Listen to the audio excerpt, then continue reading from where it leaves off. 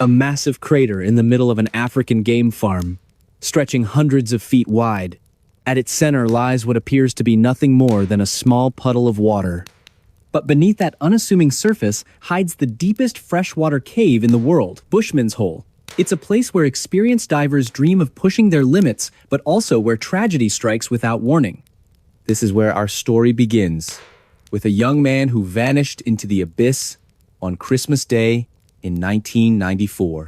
Hey friends, you're in Dreamcatcher Stories, your cozy corner for stories that got lost along the way. Hit me up in the comments and tell me how this one hits you. Now, let's get sneaky and peek behind the curtain. The year was 1994, and Bushman's Hole had already earned its reputation as both a marvel and a menace.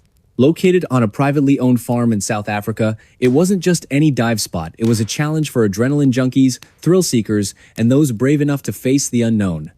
For Dion Dreyer, a 20-year-old adrenaline enthusiast from South Africa, the allure was irresistible.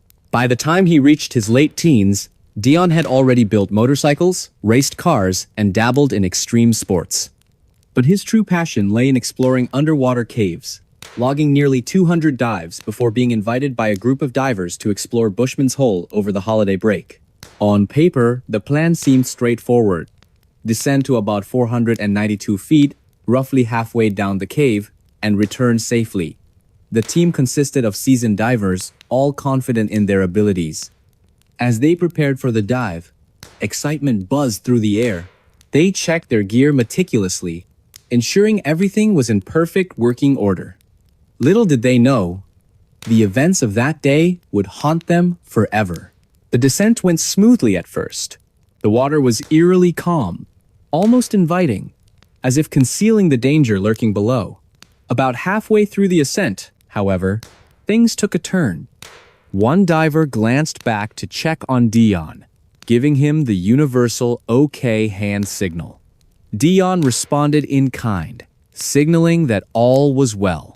His flashlight illuminated the murky depths around him, casting eerie shadows against the rocky walls of the cave.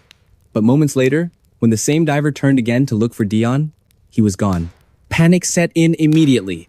The diver signaled the others above him, halting the group mid-ascent. He swam as fast as he could toward the last known location of Dion, only to find his flashlight still attached to his gear, wavering faintly as it sank deeper into the darkness. Realizing the futility of attempting a rescue at such depths, the diver reluctantly returned to the surface, heartbroken and defeated. Dion Dreyer had disappeared into Bushman's Hole, leaving behind no trace except his helmet, which authorities later recovered using a robot. For Dion's parents, the pain of losing their son was compounded by the fact that they never received closure. Without a body to bury, they erected a plaque near the entrance of Bushman's Hole to commemorate his life. Years passed, and the memory of Dion faded into legend among local divers. Every so often, someone would mention seeing something unusual during a dive, but nothing concrete ever surfaced until 10 years later. In 2004, Dave Shaw, a 50-year-old veteran cave diver, embarked on a daring expedition to reach the bottom of Bushman's Hole. Reaching the 800-foot mark, Shaw became only the third person in history to achieve such a feat. Upon touching down on the sloping floor of the cave, he detached from his reel, switched on his flashlight, and began scanning the surroundings. About 50 feet away, he spotted something chilling, a human body lying motionless on its back, arms stretched out toward the surface. Shaw approached cautiously and instantly recognized the remains as belonging to Dion Dreyer. Shaw examined the body carefully, assessing whether it could be retrieved. Determined to bring closure to Dion's family, Shaw devised a meticulous plan to recover the remains. 10 days after submerging himself into the abyss, Shaw entered the water once again, this time equipped with a camera mounted on his helmet to document the operation. Dion's parents arrived intentionally late, standing quietly at the edge of the water, hoping not to add pressure to Shaw's mission. Descending rapidly, Shaw reached the bottom faster than expected. Locating Dion's body, he worked quickly, securing the remains inside a body bag. However, as he ascended, something went terribly wrong. Suffering from nitrogen narcosis, a condition caused by breathing compressed gases at depth, Shaw grew disoriented. Despite his best efforts to make it back to safety, his movements slowed dramatically. His breathing became labored, then silent. Moments later, Dave Shaw was dead. When the recovery team arrived to retrieve their equipment, they sang Amazing Grace in memoriam for the fallen diver. As they began pulling up the lines, bubbles rose from the depths, drawing their attention. To their astonishment, they realized the bubbles belonged to Shaw's body and miraculously, Dion's as well. Somehow, Shaw had managed to free Dion before succumbing to his fate. When the line was pulled, both bodies floated to the surface, fulfilling Shaw's promise to bring Dion home.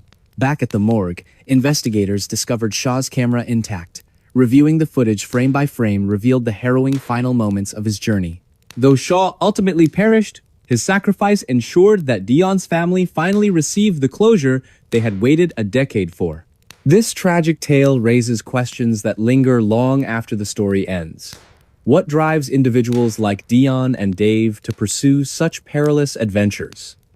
Is it bravery, recklessness, or perhaps an insatiable curiosity about the unknown? And most importantly, how do we honor their memories while learning from their mistakes? And there we go. Another memory back from the dark. Don't go too far, I've got more mysteries itching to be told. What do you think happened down there in Bushman's Hole? Let me know in the comments below. Your thoughts matter, and they shape the stories I share next. So go ahead, type it out, and hit send. I'll see you there.